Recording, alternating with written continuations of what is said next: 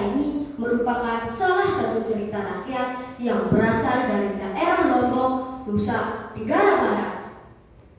Ceritanya berjudul Balang Kesimbar. Cerita Balang Simbar ini saya baca dari sebuah buku cerita kumpulan cerita rakyat Sasak yang dikarang oleh tim MSB Pulaya Kendasi dan diterbitkan oleh Pustaka Widya pada tahun 2010. Teman-teman, penasaran nggak sama ceritanya? Penasaran aja atau penasaran banget? Penasaran banget. Baiklah, begini ceritanya. Pada zaman dahulu, di Pulau Lombok diceritakan tentang sebuah gangsing ajaib yang dapat mengeluarkan suara yang sangat merdu dan indah. Saking merdunya dapat membuat orang yang mendengarnya terbuai dan terlena hingga terlelap tidur. Menurut cerita, gangsing tersebut adalah milik seorang pemuda desa yang bernama Balang Kesimbar. Berita tentang kehebatan suara gangsing Balang Simbar tersebar seluruh penjuru kota hingga sampailah ke telinga sang Baginda Raja. Karena penasaran, Baginda Raja pun mengundang Balang Simbar ke istana. Keesokan harinya, Balang Simbar pun menghadap ke istana. Setelah sampai di istana, salah satu prajurit berlari memberitahu Baginda Raja bahwa Balang Simbar telah datang. Balang Simbar telah datang. Baiklah, suruh dia segera masuk. Balang Simbar pun memasuki istana. Oh, ini Balang Simbar yang kata orang memiliki sebuah gangsing yang sangat ajaib.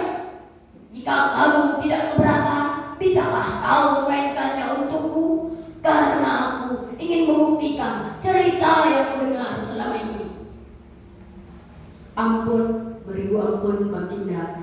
Jika memang Baginda berkenan, hamba siap memainkannya di hadapan Baginda. Lalu Balang Simbar pun mengeluarkan gasing dari balik jubahnya, kemudian memulai memainkan gasing miliknya tersebut. Wos, sing dolang daling dolang daling dolang daling.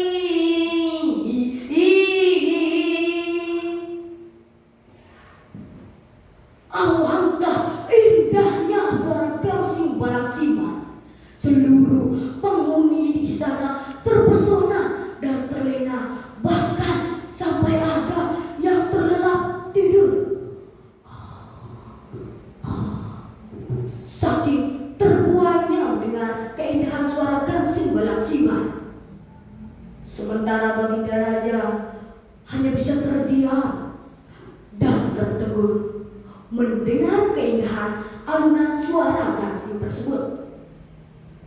Saat Baginda Raja tengah tertegun, tiba-tiba muncul dalam benak Baginda Raja tentang nama sebuah kembang yang terkenal mujarab dan dapat menyembuhkan segala macam penyakit.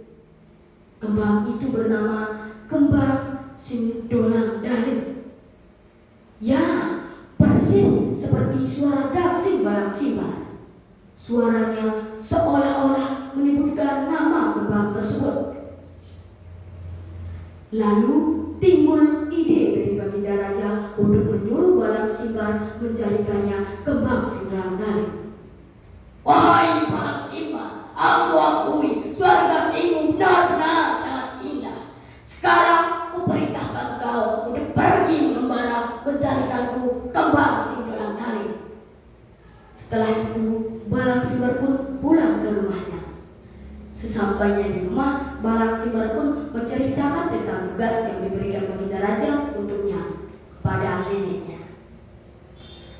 Nek, aku diperintahkan meninggal raja untuk pergi mengembara menjadikannya kembang Sindolangdali. Bagaimana menurut nenek?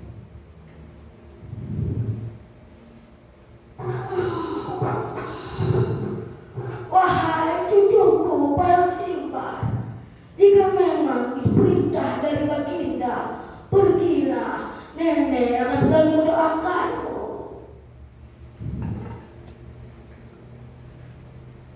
Berpuluh-puluh tahun Balang Simbar mengembara, namun ia belum juga menemukan di mana letak kembang Sindolangdali berada.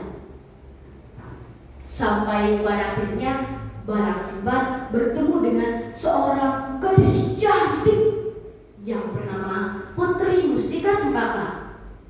Konon ia adalah seorang putri dari sebuah kerajaan yang diculik oleh seekor raksasa sakti mandraguna. Nah, teman-teman, putri inilah yang membantu Balang Simbar untuk mendapatkan kembang Sindolangdali dengan cara memanfaatkan kesaktian dari sang raksasa, dengan cara menipu daya sang kakek raksasa. Putri Mustika Cempaka berpura-pura bersedih.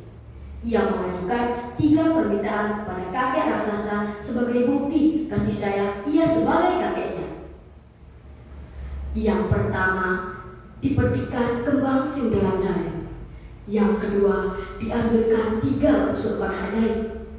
Dan yang terakhir, ditangkapkan seekor macan bermata 7. Karena kesaktian sang kakek raksasa, jadi ia mampu memenuhi 3 permintaan tersebut. Setelah berhasil memenuhi 3 permintaan tersebut, sang kakek raksasa merasa begitu kelelahan. Ia pun beristirahat. Nah, teman-teman, tentu saja kesempatan ini dimanfaatkan oleh Balang Simbar dan Putri Mustika Cempaka untuk kabur menunggangi macan bermata 7. Akan tetapi, sungguh sialnya mereka berdua malah ketahuan, lalu dikejar oleh sang kakek raksasa. Namun, sang kakek raksasa tak mampu mengejarnya. Ia malah tewas terbunuh oleh Balang Simbar. Berani-beraninya kalian menipuku. Awas kalian, bukan jahat kalian.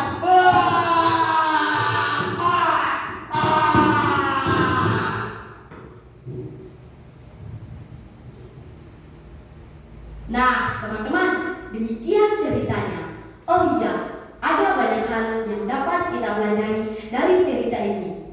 Salah satunya adalah jiwa nasionalisme, seperti halnya Balang Simbar yang patuh dan taat kepada rajanya, yang melaksanakan perintah Baginda Raja dengan penuh rasa bangga dan perjuangan.